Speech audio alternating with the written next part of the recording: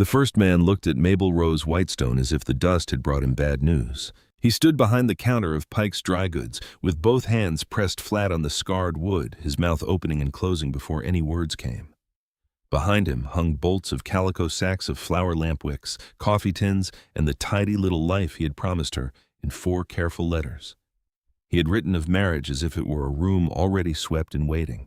He had written of wanting a wife who could keep accounts, mend shirts, manage a store, and stand beside him when winter turned hard. Now that she stood before him, broad-hipped, travel-worn, her brown dress tight across the middle from 3 weeks of hard road and station food, he looked not at her eyes, but at the space she occupied. That was when Mabel knew. Before he said a word, before he tugged at his collar and glanced toward the window where 2 women had slowed their walking to peer inside, she knew Walter Pike had already buried every promise he had made her. "You came," he said. "I said I would." "Yes." "Well," he swallowed, "I did not think that I would." He looked down at the counter. Outside Lodge Grass Crossing, baked under a white Montana sun. The settlement sat low and exposed in the Little Bighorn country, a strip of false fronts, hitching rails, stock pens, and wind-bent signs. Sage rolled out beyond the buildings in dull green patches. Cottonwoods marked the creek farther south. Horses stood with their tails switching at flies. A Crow woman in a dark shawl led a pony past the trading post, her face turned away from the heat. Somewhere near the feed yard, a mule brayed like something being murdered. Mabel had arrived less than an hour earlier with 1 carpet bag, 3 letters, and the last of her courage. Walter Pike took off his spectacles and rubbed them on his apron, though they were not dirty. "I am engaged," he said at last. The words landed softly. That made them worse. Mabel felt no dramatic collapse inside herself, no fainting, no trembling, no great cry rising up to split her chest, only a slow lowering as if some private beam had cracked and the roof of her future had begun to sag. "To whom Miss Ellen May Rusk. Her father owns the South Livery and half interest in the hay contract. How fortunate for you." His cheeks reddened. It happened quickly, quicker than a letter could travel. He winced. Mabel touched the pocket where his letters lay folded beneath the other 2. She had read them by lamplight in Pennsylvania in the room she no longer owned after the bank took the house and the last factory cut her loose. She had believed in the clean, even lines of his handwriting. A foolish thing maybe, but a woman with no floor beneath her will trust any plank that looks solid. "You could have written 1 line," she said. "I meant to." "1 line would have saved me 1,000 miles, Mr. Pike." His eyes lifted, then wet with something like shame, but not enough of it to matter. "I'm sorry, Miss Whitestone. Truly, I hope you understand." Mabel almost laughed. Understanding was what people asked of you when they had already taken what they needed and left you to carry the cost. She picked up her carpet bag. It was heavier than it had been that morning, though nothing had been added to it. "Where can I find Benjamin Crowley?" Walter looked relieved to have an answer he could give. 2 miles east, past the dry creek, white house with blue shutters.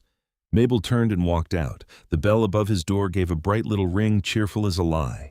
The road to the Crowley place ran through heat so thick it seemed to have weight. Dust climbed around Mabel's boots and stuck to the sweat beneath her hem. Her thighs chafed raw with every step, and her corset, once tolerable, had become a band of hot iron around her ribs. Twice she stopped beneath thin cottonwood shade, not enough to cool her, only enough to remind her that shade existed somewhere in the world. A boy driving goats along the road stared at her openly. "You the bride?" he called. Mabel kept walking. "My pa said you came all the way out here to get married." Still she walked. He laughed. "That's a mighty long way for a woman your size." The words struck, but not deep enough to stop her. She had heard worse in Pennsylvania from women who smiled while saying it, from men who thought kindness meant pretending not to notice, from store clerks who guessed too large and still handed her fabric too small. She had survived every measurement the world had taken of her. She would survive this boy. The Crowley house was tidy. That offended her more than if it had been mean. Whitewashed boards, blue shutters, a garden watered and alive, a porch swept clean, a place ready for a woman so long as she was not Mabel. Benjamin Crowley opened the door before she knocked twice.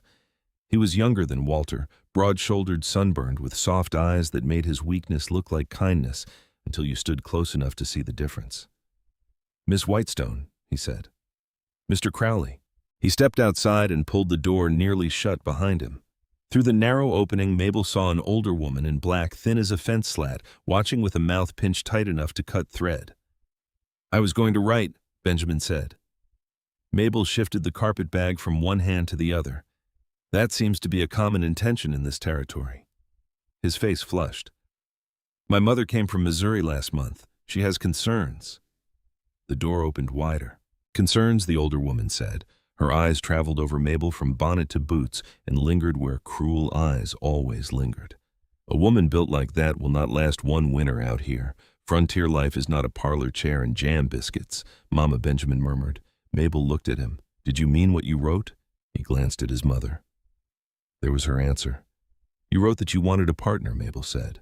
A woman with sense, a woman who could work. I did, but not enough to stand by it. His jaw tightened, but no courage followed. Family matters out here. Yes, Mabel said. I imagine they do. She turned before the old woman could enjoy watching her leave. By the time Mabel returned to Lodgegrass Crossing, the sun had slipped lower, but lost none of its cruelty. Her lips had cracked, her feet throbbed, her dress clung damp to her back. The town looked different now, though nothing had changed. The same trading post, same saloon, same dusty street, same horses drooping at the rails. But the place had stopped looking like a beginning and started looking like a trap. The third letter was from Silas Boone. His had been the shortest, written in uneven lines, but she had trusted it most because it sounded lonely. He had written of a cabin west of town, of evenings too quiet, of wanting someone to share coffee with when the wind came down from the hills. He had said he would meet her at O'Rourke's saloon at 4 o'clock. Mabel arrived at 10 minutes to 4 and sat near the window with her carpet bag at her feet. Patrick O'Rourke, the saloon keeper, was a big Irishman with tired eyes and a mustache that hung like two gray ropes. He looked at her once, then set a glass of water before her without asking for money. She thanked him. 4 o'clock came, then 1/4 past, then 1/2 past. The saloon began to fill. Men came in smelling of cattle leather dust and sweat.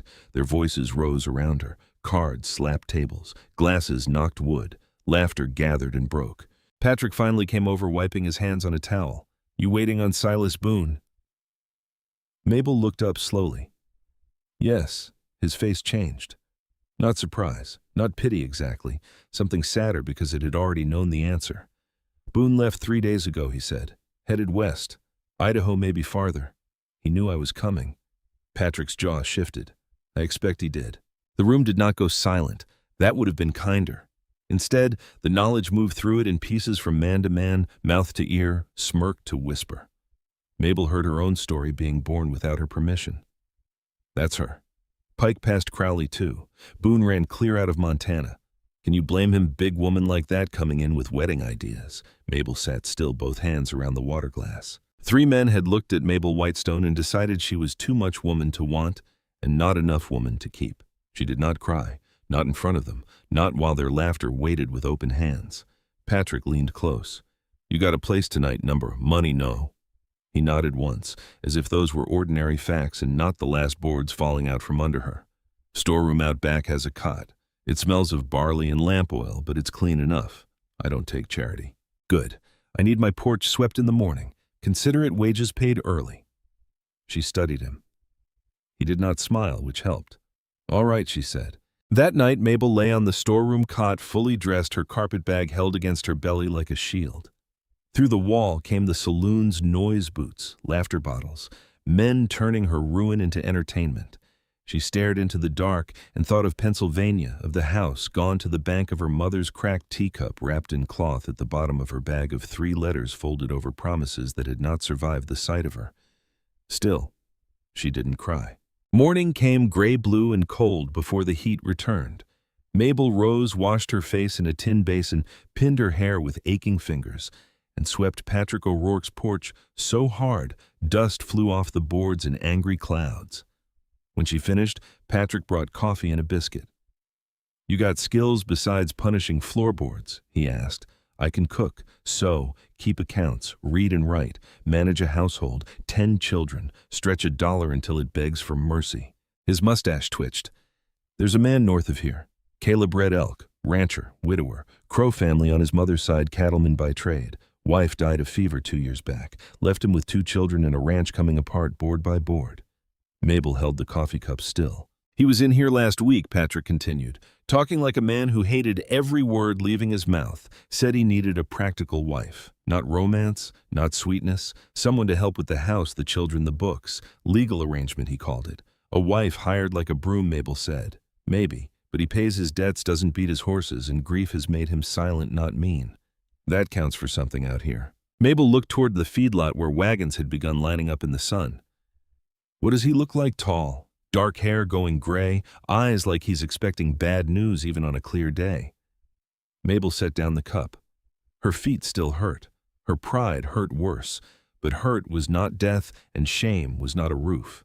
She went back inside the storeroom, brushed the dust from her dress, and stood before the cracked mirror. The woman looking back at her was broad-tired, sunburned, and alone, but she was still standing. Mabel took the 3 letters from her pocket, folded them once more, and tucked them away. Then she picked up her carpet bag and walked out toward the feedlot where a man named Caleb Red Elk was loading grain beneath the hard Montana sun. Mabel found Caleb Red Elk where Patrick said she would, at the feedlot, beneath a sun so hard and white it seemed to bleach the color from every living thing. He was loading grain sacks into the back of a wagon one after another with the steady motion of a man who had long ago stopped expecting work to end. He was taller than most of the men around him, though not broad in the way Mabel had imagined ranchers to be. His strength was worn down close to the bone. His shirt hung loose at the shoulders, sweat darkening the cloth between them. Dark hair, threaded with gray at the temples, showed beneath the brim of his hat. His face was lean-browned by weather and set in lines that looked less like age than endurance. Mabel stood with her carpet bag in one hand and the last of her pride in the other, watching him lift another sack. Mr. Red Elk. He didn't hear her over the noise of horses stamping and men cursing at stubborn harness. She stepped closer. Caleb Red Elk. This time he stopped. The sack rested against his shoulder. Slowly he turned. His eyes were gray-green, pale against the darkness of his face, and Patrick had been right about them. They looked as if they expected bad news even on a clear day. "I don't know you," he said. "No," Mabel answered, "but I know a little about you." He lowered the grain sack into the wagon bed. His gaze moved over her, not the way Walter Pike's had, not with measuring disappointment, and not the way the men in the saloon had with appetite for cruelty. Caleb looked at her as a rancher might look at a fence line after a storm, trying to decide what damage had been done and what could still hold. Then recognition came. The town had already carried her ahead of herself. "You're the woman from back east," he said. "I am." His jaw tightened. "People talk too much. They do, but sometimes they talk just enough." A man near the feed shed glanced their way, pretending not to listen. Mabel felt the weight of that glance on her back. The old humiliation stirred hot and familiar, but she did not step away from it. "Patrick O'Rourke said you might be needing help," she said. "A wife in name, maybe. A woman to help with the house children accounts." Caleb's face closed. Patrick had no business saying that. "He said you had 2 children, a ranch north of here, a wife who passed. He said the place has been coming apart since." For a moment, Mabel thought he would tell her to go. She saw it pass across his face, the instinct to turn away, to shut the gate before anyone could walk through. But his hands were empty now, and there was nowhere for him to put them. They hung at his side, scarred, calloused, and tired. "What else did he say?" Caleb asked. "That you are not a drunk, that you pay your debts, that grief made you silent, not mean." Something moved in his eyes at that, quick and painful. "Patrick talks like a man who hasn't had his teeth knocked out enough. He gave me a storeroom when no one else would give me a chair." Caleb looked down at the carpet bag. "You had a hard day yesterday. I had 3 hard answers." Silence settled between them. Around them, the feedlot went on living its rough little life. A horse blew through its nose. A wagon wheel creaked. Somewhere farther down the street, a woman laughed, and the sound seemed to come from another world. "I'm not offering rescue," Caleb said. "If that's what you came looking for, you should turn back. I have nowhere to turn back to. That is not a reason to marry a stranger." "No," she said. "It is not." He studied her more carefully now. "Then why are you standing here?" Because Walter Pike had looked at her body and forgotten her letters. Because Benjamin Crowley had hidden behind his mother. Because Silas Boone had run before he ever had to look her in the eye. Because a woman could only be turned away so many times before she stopped waiting at doors and started knocking on her own terms. But Mabel didn't say all that. "I can cook," she said. "I can sew. I can keep books better than most clerks. I can manage a pantry, stretch money." Teach children their letters, mend shirts, clean a house, and work until the work is done. I do not know cattle, but I learn fast. I'm not delicate. I'm not afraid of dirt weather, loneliness, or children who do not want me." Caleb's mouth pressed thin. "My children would not want you. I assumed as much. My daughter Lena is 9. She hardly speaks since her mother died. My son Sam is 12 and angry enough for 3 grown men. He has been doing work he should not have had to do. He will hate you for walking into that house. Then he will have something to do with his anger besides swallow it." That made Caleb blink. "My wife was Anna Soft Rain," he said after a moment. His voice changed when he said the name low and careful, as if the words had to be carried with both hands. "She kept the books, the garden, the house, the children, all the things I thought I understood until she was gone. Fever took her 2 years ago. Since then I have kept the animals alive and let everything else die slower." Mabel heard no self-pity in him. That made the confession heavier. "I am not looking for sweet words, Mr. Red Elk. I have had enough of those. I am looking for honest ones." The line struck him square. She saw it in the slight lift of his head, the narrowing of his eyes, the way the space between them changed. Not softened, not yet, but altered like ground after the first hard rain.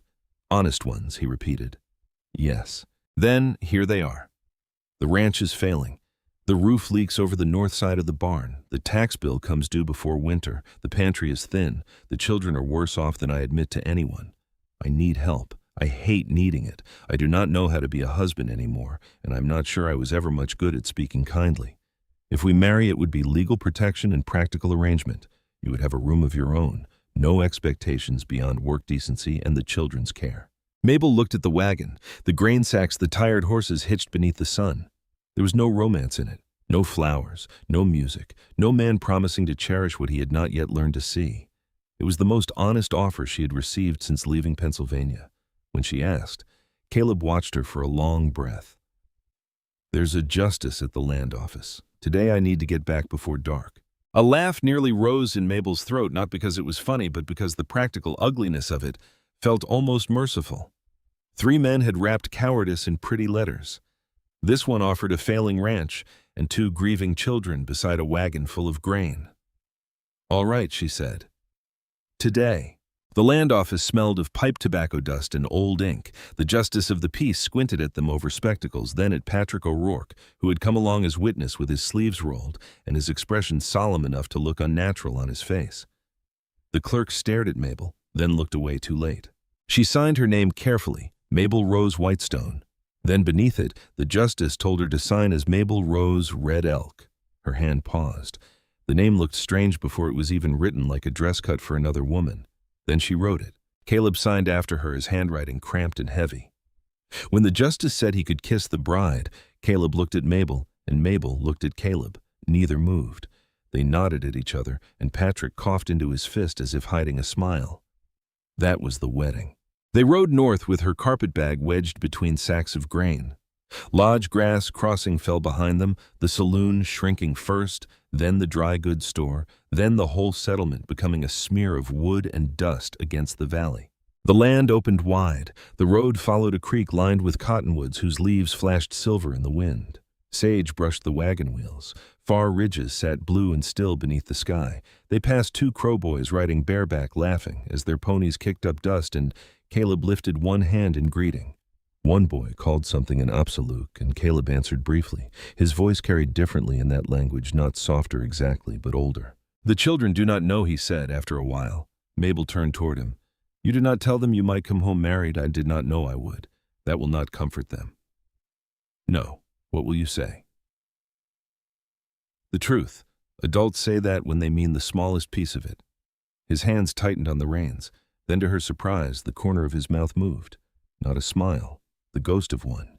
"You have been my wife less than an hour, and you are already behind." This time the ghost almost lived. The ranch appeared beyond a low rise, and Mabel understood at once that Caleb had not exaggerated. It was a fine place wounded by neglect. The house stood 2 stories high with a porch running along the front, but the railing sagged in 2 places. The barn roof showed canvas patches. The garden was a dead rectangle of stalks and dust. Corral posts leaned like tired men. The place had not been abandoned. That would have been cleaner. It had been endured. A girl stood in the doorway before the wagon stopped. Lena was small, dark-eyed, with a braid coming loose over one shoulder. She watched without waving. Behind her came a boy, taller, narrow through the face, his jaw already set like his father's. Sam. Caleb climbed down slowly. "Stay here a moment," he said. Mabel stayed. He went to the porch with his hat in his hands. His voice was too low for her to hear. She watched the children instead. Lena's expression did not change. Sam's did. Confusion first, then disbelief, then anger bright and sharp enough to cut. "No," he shouted. Caleb spoke again. "No. You went to town for grain and came back with a wife." The words carried clear across the yard. Mabel sat very still. Sam pointed toward the wagon. "She is not coming in here. She is not Ma." Caleb reached for his shoulder. Sam jerked away, his face twisting with the effort not to cry, which made him look younger than his anger wanted him to look. "She is not Ma," he said again, quieter and worse. Then he pushed past Lena and disappeared into the house. Lena remained in the doorway. Caleb stood a moment with his hand still half raised, touching nothing. Then he turned and came back for Mabel's bag. "That went about as well as it could," he said. "If that is your measure of well, Mr. Red Elk, this ranch is in deeper trouble than I thought." He looked at her, and for one brief second, there was life in his eyes. Mabel climbed down. Her boots touched the packed earth of the yard. She walked to the porch, aware of every board beneath her, every empty window, every unseen memory watching from inside the house. She stopped before Lena. "Hello," Mabel said. "My name is Mabel." The girl said nothing. "I am not here to take your mother's name out of this house." Lena's eyes lifted a little. "I am only here because the living still need supper." For a long moment the child did not move. Then she stepped aside.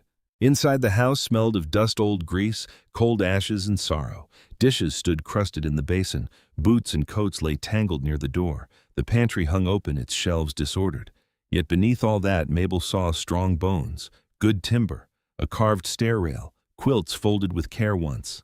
A house that had known love and had been waiting stubbornly for someone to remember how to keep it. Near dusk, an older woman arrived in a small wagon, wrapped in a dark shawl, her silver hair braided neatly down her back. Caleb introduced her as Auntie Ruth Spotted Horse.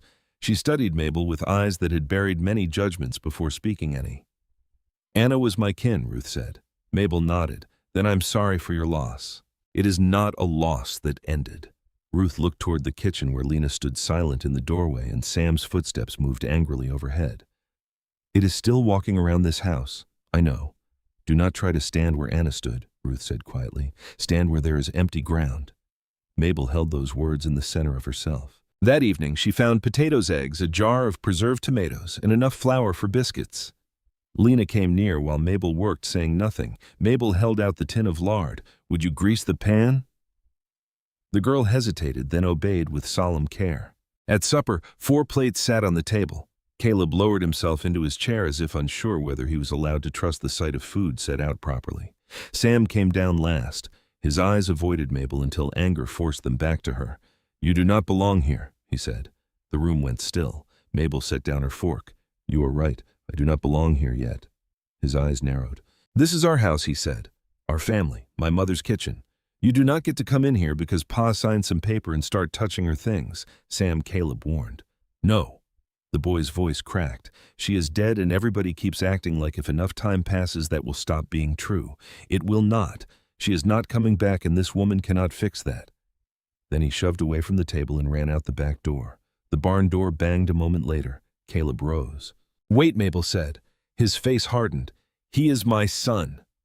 "Yes, and he just said the thing he has been choking on for 2 years. Let him breathe around it before you try to answer." Caleb stood there, torn between anger, fear, and helplessness. Lena stared at her plate, tears slipping down her cheeks without a sound. Caleb's voice, when it came, was rough and lost. "Then what do I do?" Mabel looked toward the dark square of the window, where the barn sat against the last blue of evening. "You stay," she said. "That is harder than chasing him." Caleb slowly sat back down. Across the table, Lena looked at Mabel as if a door somewhere far inside her had opened just enough to let in the smallest thread of light. For the first week, Mabel learned the house the way a person learns a wound. She learned which floorboard groaned outside Lena's room, which stove lid sat crooked, which pantry shelf sagged under the weight of flour, which window stuck in damp weather, which corner of the kitchen held the oldest dust. She learned that grief had its own smell when left shut up too long, It smelled of cold ashes, unwashed dishes, stale bedding, and rooms where no one had opened the curtains because light asked too much of the living. She rose before dawn and worked until her back ached and her hands went rough. She scrubbed the kitchen floor on her knees until brown water ran into the yard. She washed plates that had been stacked so long the food had hardened like old clay. She cleaned the stove flue, choking on soot, while Caleb stood in the doorway looking as if he wanted to help and did not know how. She sorted beans from candle stubs, flour from sewing needles, coffee from old receipts. She changed the straw in the hen house, patched a torn screen with wire, and carried water until the handle of the bucket carved a red line into her palm. The town had thought her body a burden. On the Red Elk Ranch, her body became the thing that kept moving when everything else wanted to stop. She was not graceful. She sweated. She breathed hard on the stairs. Her feet throbbed by evening, and her thighs burned from kneeling in the garden, but she did not quit. There was dignity in lasting. There was dignity in making bread with sore hands and still setting it warm on the table. Lena watched her from doorways. The child did not speak, not more than a word now and then, but she followed Mabel like a shadow that had not yet decided whether it belonged to light or dark. She watched Mabel knead dough. She watched her fold shirts. She watched her scrub the pantry shelves and line the jars in order. On the fourth morning, Mabel held out a clothespin while hanging laundry. "Would you hand these to me, you?" Lena stared at the clothespin, then at Mabel's face. Slowly, she took it from Mabel's hand and held it up when needed. They hung shirt sheets and Caleb's worn work trousers in silence, while wind rolled down from the ridges and snapped the cloth like small flags. When the basket was empty, Lena stood beside Mabel for a long moment. Then her small fingers slipped into Mabel's hand. 3 seconds. No more. Then she let go and walked back toward the house. Mabel stood beneath the wet sheets with her hand still open, feeling the place where the child had touched her as if it had been marked by fire. Sam remained a harder country. He came to meals, ate quickly, and left. If Mabel asked whether he wanted more coffee or bread, he answered no even when his eyes said yes. If she entered a room, he found work elsewhere. But she noticed things. The shirt she mended appeared on his back 2 days later. The salve she left on the table for his cracked knuckles was used by morning. A second helping of potatoes disappeared when she turned away. He was watching. That was not trust, but it was not nothing. 2 weeks after her arrival, Mabel found Anna Softrain's account books in the little room off the parlor. The desk was tidy beneath the dust, its drawers holding ledgers, twined dried ink, folded notices from the land office, and one small pouch with beadwork along the edge. Mabel touched that pouch lightly, then set it aside with care. Anna's handwriting was beautiful, not pretty in a useless way, but steady, exact, disciplined. Every sack of feed, every calf born, every repair, every sale. A woman had kept this ranch alive with numbers as much as Caleb had kept it alive with fence posts and rope. Then the entries changed. Caleb's hand came after the fever year, slanted broken months missing, feed bills not added, tax notices folded but unanswered, a note about selling cattle scratched out twice, figures that did not match, costs climbing, income thinning. The truth sat in the ledger like a snake in tall grass. The ranch was dying. She found Caleb in the barn that evening, driving nails into a stall gate that looked as if it had been repaired too many times by a man trying to fix the wrong thing. "We need to speak about the book," she said.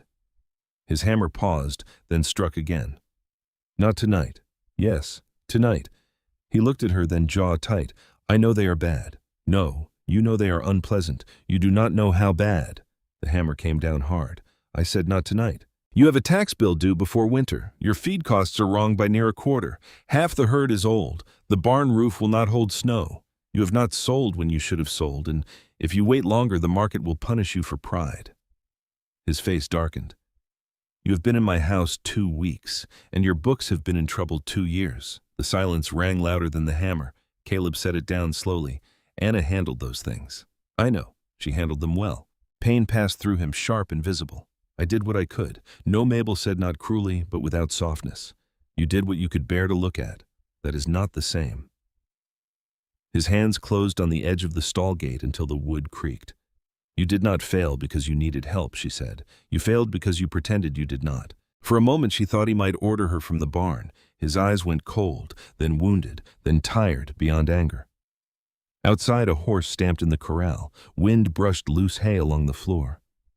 At last, Caleb looked down at his hands.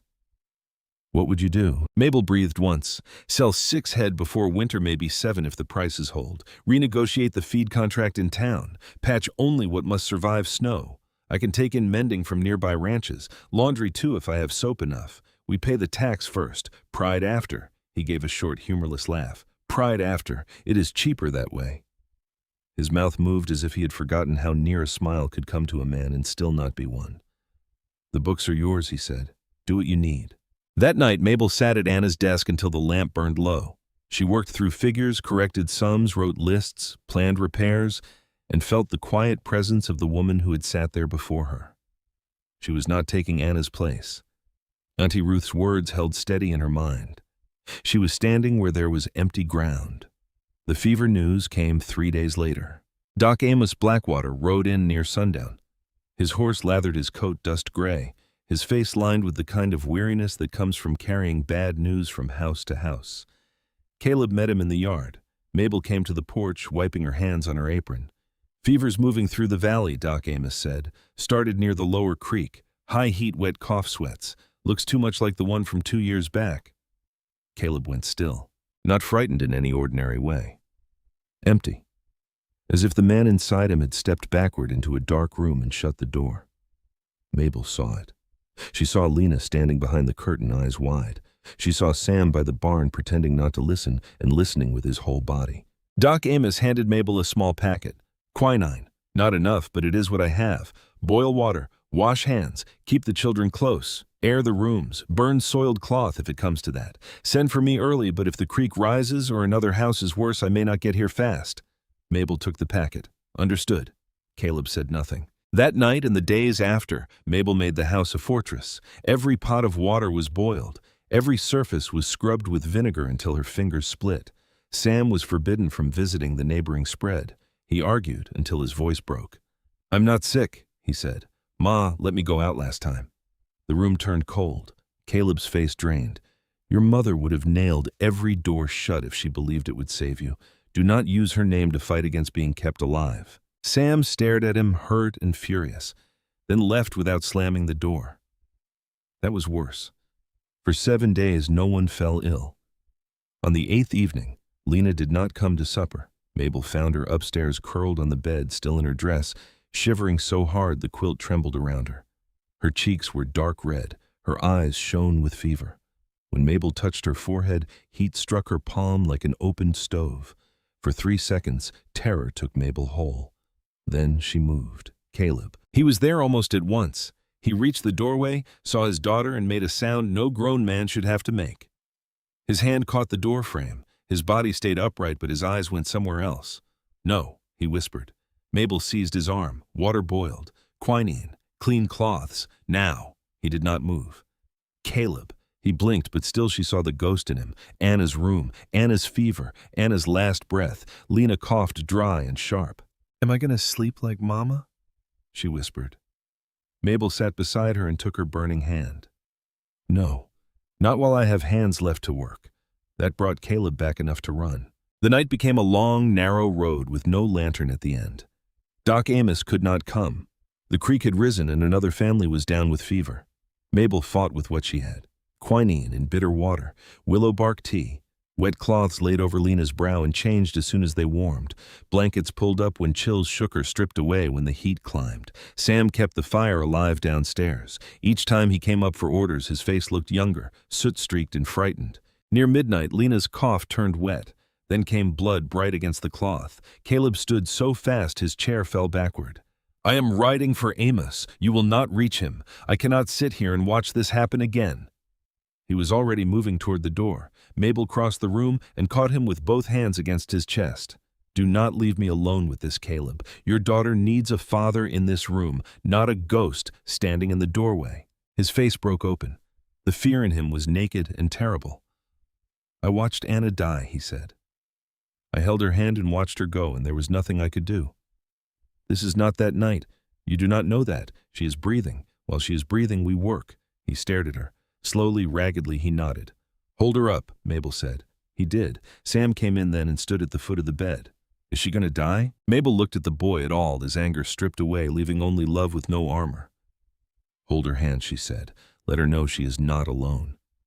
Sam sat and took Lena's small hand between both of his. The fever climbed before dawn. Lena's body stiffened, then shook. Caleb held her legs. Mabel held her shoulders. Sam cried without sound. The convulsion passed, leaving Lena limp and breathing fast. Mabel kept working. At last, when the window had begun to turn gray, Lena coughed differently. Looser, clearer. Mabel touched her forehead and felt the change before she trusted it. "Caleb," she said. He reached out. His hand trembled against Lena's skin. "It is dropping," he whispered. Lena's eyes opened. They moved from Caleb to Sam to Mabel. "Why is everybody in my room?" she breathed. Caleb folded over her hand and wept. Sam lowered his head to the mattress. Mabel sat back, soaked with sweat and water, her whole body shaking. She had no strength left to stand. Later, when the sun was higher, Auntie Ruth's spotted horse arrived with broth, clean blankets, and eyes that understood everything without being told. She looked at Lena, sleeping easier, at Sam curled in the chair, at Caleb, hollowed by relief, and at Mabel slumped beside the bed, one hand still resting near the child's wrist. Auntie Ruth touched Caleb's sleeve and spoke softly. "That woman crossed 1,000 miles to be rejected. Maybe the Creator brought her the rest of the way." Caleb did not answer. He only looked at Mabel as if he were seeing for the first time not the woman he had married beside grain sacks, but the one who had stood between his family and the dark and refused to move. When Sam woke, he looked straight at her. No hatred, no challenge, just the stunned, silent recognition of a boy who had watched someone fight for what he loved. He picked up the dirty basin from the floor. "I'll take this down," he said. Mabel nodded, too tired to speak. And as his footsteps moved carefully down the stairs, lighter than before, Lena slept on beneath the quilt, still breathing, still here. Lena did not rise from the fever as a person rises from bed. She came back in pieces. First, her breathing eased, no longer dragging through her chest like a saw through wet wood. Then the color in her cheeks softened from that frightening fever red to the pale brown warmth that belonged to her. Then her eyes began to focus again, following Mabel across the room when she changed water, or folded cloths, or carried in broth. For 3 days, the fever returned in smaller waves, each one mean enough to frighten Caleb back into the doorway, each one weak enough that Mabel could beat it down with cool rags, bitter medicine, and a refusal that had become nearly holy in that house. She slept in the chair beside Lena's bed with a blanket over her shoulders and one hand near the child's wrist. She woke at every cough. She woke when the fire settled. She woke when the wind touched the window. On the 5th morning, Lena opened her eyes and said, "Eggs." Mabel stood beside the bed with a basin in her hands. For a moment she only stared. "What was that, eggs?" Lena whispered again, as if the word had cost her something. "With salt." Mabel nodded, because nodding was safer than speaking. She carried the basin downstairs, set it beside the pump, and stood over the kitchen stove while the eggs cooked in a black skillet. Halfway through, her eyes filled so suddenly she had to grip the table edge. The tears fell soundlessly into the steam, and she let them fall because no one was there to see. When she brought the plate upstairs, her face was washed and dry. Lena ate 3 bites, slow and serious, then rested back against the pillows. Her hair had been brushed and braided, though the braid was loose already. Her eyes found Mabel's hand. "You stayed," she said. Mabel sat on the side of the bed. "Of course I stayed. The whole time." "The whole time." Lena looked towards the window where morning light lay thin and silver across the floor. "Mama went to sleep and did not wake up. Papa said she could not, but I waited. I thought if I was quiet enough, maybe she would hear me and come back." Mabel's throat tightened. "I was scared I would go to sleep too," Lena said. "But every time I opened my eyes, you were there." Mabel took the child's hand carefully, as if it were something breakable and priceless. A person can love the dead and still make room for the living. Lena turned that over in her tired mind. Then she nodded once, small and grave, and went back to her eggs. After that, the house changed in ways too quiet for a stranger to notice. Lena began speaking a few words at a time. Not many, not wasted, but enough. She asked for water. She asked where her blue ribbon had gone. She asked Mabel whether sunflowers would grow in the garden if they planted them before frost. Sam changed slower, being Sam. He did not apologize. A boy like Sam Red Elk would sooner swallow a horseshoe. But 2 days after Lena sat up, he came into the kitchen while Mabel was kneading bread and stood by the back door with his hands in his pockets. "Ma used to put dried apples in bread sometimes," he said. Mabel kept her hands in the dough. "Did she, if we had them? We have some." He looked at the floor. "You do not have to." "I know." Silence. She cut them small, he said, and put cinnamon if there was any. Mabel nodded. Then you had better fetch the apples. He brought them from the pantry and set them on the table as if the act had no meaning at all. That evening he ate 3 thick slices and did not look at her once. Mabel counted every slice as if it were a prayer answered in bread. A week later he came to the garden with a spade. The plot had been Anna's once, and everyone moved carefully around it, even the wind. Mabel was kneeling in the dirt, pulling dead roots from the soil when his shadow fell across her hands. "You are turning it wrong," he said. "Then show me." He did. He knelt beside her and worked with a seriousness that made him seem both older and younger than 12. They loosened earth around the rows until the sun dropped and the air grew blue. When he stood, he brushed dirt from his knees and said, "She would have liked that you are not scared of getting dirty." Then he left before Mabel could answer. She stayed there in the garden until dusk, one hand pressed against the soil. Winter came with a hard hand. Snow sealed the road to town twice. The creek froze at the edges. Caleb and Sam broke ice in the trough every morning and evening while Mabel kept the stove fed and the house warm. Nights gathered the family into the parlor. Lena leaned against Mabel while she read from a book Patrick O'Rourke had found for her in town. Caleb mended tack near the fire. Sam whittled in the corner, pretending the story held no interest for him while missing nothing. One night Mabel paused to turn a page. Mama Sam said without thinking, "Can you read that part again?" I missed what happened to the dog. The word stopped everything. Sam froze. His knife stilled over the wood. His face flushed from collar to ears, and his eyes lifted to Mabel with terror and defiance tangled together. Mabel's hands trembled around the book. She looked down before he could see too much. The dog followed the river. She said, her voice steady by sheer mercy, because rivers know the way home better than men do. She kept reading. No one spoke of it.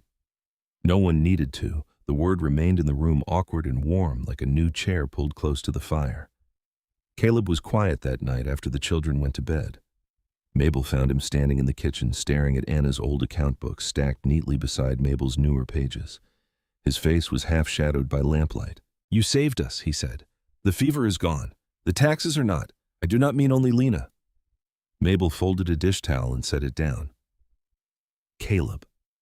He turned toward her. For once he did not look away. "When I married you, I told myself I was solving a problem.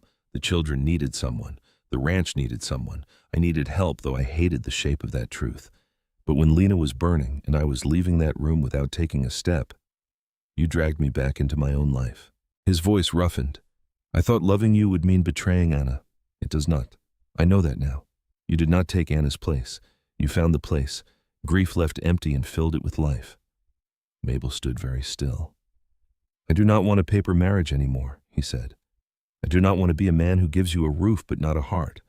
I want to be your husband truly if you can bear the poor bargain of me." The old Mabel, the one who had stepped down from the stagecoach with 3 letters in her pocket, might have wept at being wanted. This Mabel had learned something harder. "You have told me what you want," she said. "You have not asked what I want." Fear crossed his face, plain as weather. "What do you want, Mabel?" She let the question rest between them long enough to feel its weight. "I want to stop being treated like a hired hand with a wedding ring. I want a place beside you, not behind your grief. I want respect when I speak about the ranch, and honesty when you are hurting, and no more pretending silence is strength." He nodded slowly. "You will get all of that. You will fail. I expect so. And I will tell you when you do, I expect that too." She almost smiled. He reached for her hand slowly enough that she could refuse. She did not. His fingers closed around hers, warm, rough, and shaking. Spring came late then, all at once. The snow pulled back from the fields. Mud swallowed wagon wheels. Green pushed through Anna's garden where Mabel and Sam had turned the soil. Lena planted sunflowers with Auntie Ruth's spotted horse, who came often now bringing stories, beadwork, and the kind of quiet wisdom that made a house feel watched over without feeling judged. "Belonging is woven," Auntie Ruth told Mabel one afternoon, showing Lena how to set beads in a small pattern. "One small piece at a time. Pull too hard, the thread breaks." Doc Amos Blackwater rode in when the roads cleared and found Lena in the yard with color in her face and dirt on her dress. "Well," he said, looking at Mabel, "stubborn women make better medicine than half the bottles in my bag." The ranch improved because Mabel did not let it do otherwise. 6 cattle sold before prices fell. The feed contract changed after she argued with the supplier until he forgot whether he was offended or impressed. Laundry from 2 neighboring ranches came every Tuesday. Mending came with it. Caleb and Sam repaired the barn roof. The porch rail stood straight again. The tax money was counted, wrapped, and carried into Lodge Grass Crossing in a cloth purse tied twice. At the land office, the clerk called her Mrs. Red Elk without hesitation. On her way out, Mabel passed Walter Pike's new wife, Ellen May, carrying a parcel of ribbon. The woman stopped, awkward and pink-cheeked. "I heard about your little girl," Ellen May said. "I'm glad she lived." Mabel studied her and found no victory in bitterness. "Thank you," she said. "So am I." At O'Rourke's, Patrick lifted a glass when she entered. To the fat bride nobody wanted. "Look at her now." "Patrick, would shut up and drink your whiskey." He laughed until his mustache shook. The letter came in September, addressed in a hand Mabel did not know. A widow in Nebraska had heard her story and wanted to know if going west as a mail-order bride was worth the risk. Mabel read it twice at the kitchen table while the house breathed around her. Lena whispering through a primer, Sam stacking wood outside, Caleb oiling harness by the stove. That night she answered by lamplight. She did not lie. She wrote of cruel towns, cowardly men, hunger fever, loneliness, and roads that gave no promise of mercy. Then she paused, dipped the pen again, and wrote the truest thing she knew. "The men who rejected me did not decide my worth. They only stepped out of the road before I found where I belonged." More letters came over the years. Mabel answered them all. And years did pass. Sam grew broad-shouldered and steady, calling her mama without stumbling over it. Lena grew tall among the sunflowers and spoke of teaching children who had lost their words. Caleb's hair silvered. His laugh came easier. The ranch stood mended against wind and winter, not perfect, but alive. One late summer evening, Mabel stood on the porch beside her husband, while the little Bighorn Valley turned gold beneath the sinking sun. Sam was coming up from the pasture with a horse in tow. Lena sat in the garden writing in a notebook, sunflower petals caught in her hair. The house behind them smelled of apple bread and wood smoke. Caleb took Mabel's hand as if it had always belonged in his. She thought of the storeroom behind the saloon, the 3 letters, the laughter, the woman she had been lying dry-eyed in the dark with nowhere to go. That woman had not been finished. She had only been on her way.